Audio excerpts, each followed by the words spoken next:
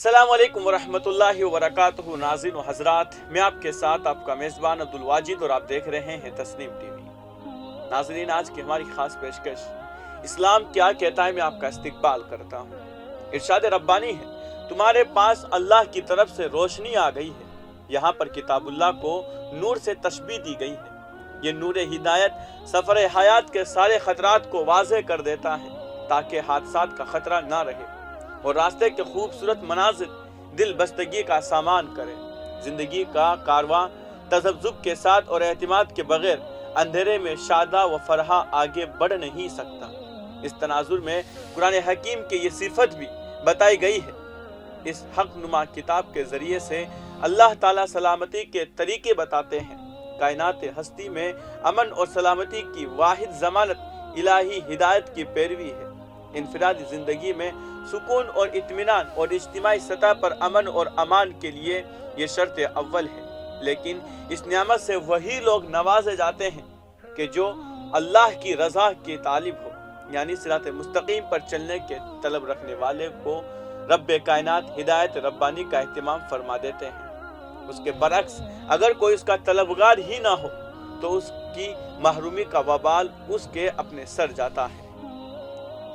عصر حاضر میں موبائل فون کی مثال سے اس معاملے کی تفہیم سہل ہو جاتی ہے۔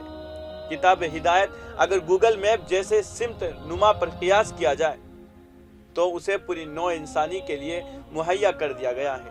مسلمان اور غیر مسلم کے درمیان فرق صرف یہ ہے کہ ایک کے اندر پہلے سے موجود ہوتا ہے اور دوسرے کو اسے گوگل پلے اسٹور سے ڈاؤن لوڈ کرنا پڑتا ہے۔ اس ایپ کو ہر کوئی ڈاؤن لوڈ تو کر سکتا ہے لیکن ایسا کرتا نہیں ہے، اور ان لوگوں پر رب کائنات کی جانب سے کوئی زبردستی نہیں ہے۔ اس کا استعمال نہایت سہل ہے، آسان ہے، پھر بھی بہت سارے لوگ اس پر نا اعتبار کرتے ہیں اور نہ اسے کام میں لاتے ہیں۔ مگر جو کوئی اس سے رجوع کرے تو بلا تفریق و امتیاز وہ اس سے مستفید ہو سکتا ہے۔ اس کی داخلی شرط تو فون چارج ہونا اور خارج میں انٹرنیٹ سے منسلک لازمی ہے۔ اس ایپ کا استعمال کرنے کے خواہشمند لوگ اس سہولت کا بھرپور فائدہ اٹھاتے ہیں اور بے نیاز اپنے خسارے کے لیے خود ذمہ دار ہے۔ مذکورہ آیات کے آخری حصے میں بتایا گیا ہے، اور اللہ اپنے اذن سے راہ راست کی طرف ان کی رہنمائی کرتے ہیں، یعنی جس طرح گوگل میپ پر رہنمائی فراہم کرنے کا کام مکمل طور پر سیٹلائٹ سے ہوتا ہے، اسی طرح راہ ہدایت پر گامزن رہنے کی توفیق خدائے بزرگ و برتر کی مرضی سے ہوتی ہے۔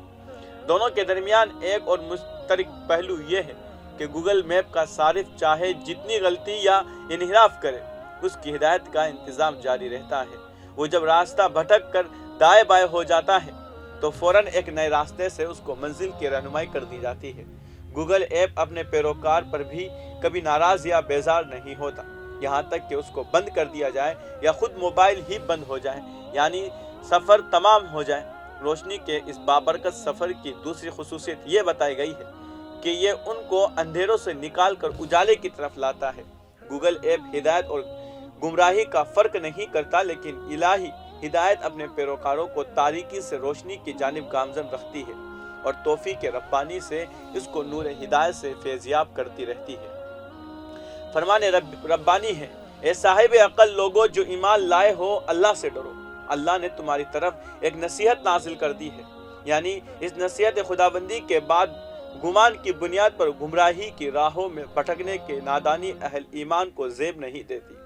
کتاب ہدایت کے ساتھ رسول مقبول صلی اللہ علیہ وسلم اس کی دعوت دینے کے ساتھ عملی نمونہ بھی پیش فرماتے ہیں۔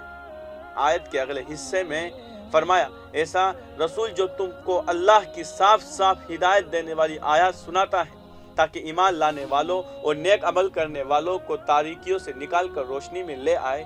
یہاں پر تاریکی سے نکل کر روشنی میں آنے کے لیے ایمان کے ساتھ عمل کی شرط لگائی گئی ہے۔ گوگل میپ کو اگر چلایا نہ جائے تو اس کی موجودگی بے فائدہ ہے۔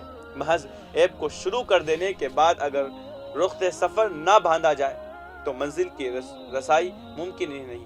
مذکورہ آیت کے اختتام پر منزل کا نقشہ اس طرح کھینچا گیا ہے کہ جو کوئی اللہ پر ایمان لائے اور نیک عمل کرے، اللہ اسے ایسی جنتوں میں داخل کرے گا جن کے نیچے سے نہریں بہتی ہوگی۔ یہ لوگ ان میں ہمیشہ ہمیشہ رہیں گے۔ اللہ نے ایسے شخص کے لیے بہترین رزق رکھا ہے۔ اللہ تبارک و تعالی ہم سب کو اس منزل مقصود سے ہمکنار فرمائے۔ اللہ تعالی ہمارا حامی و ناصر ہو۔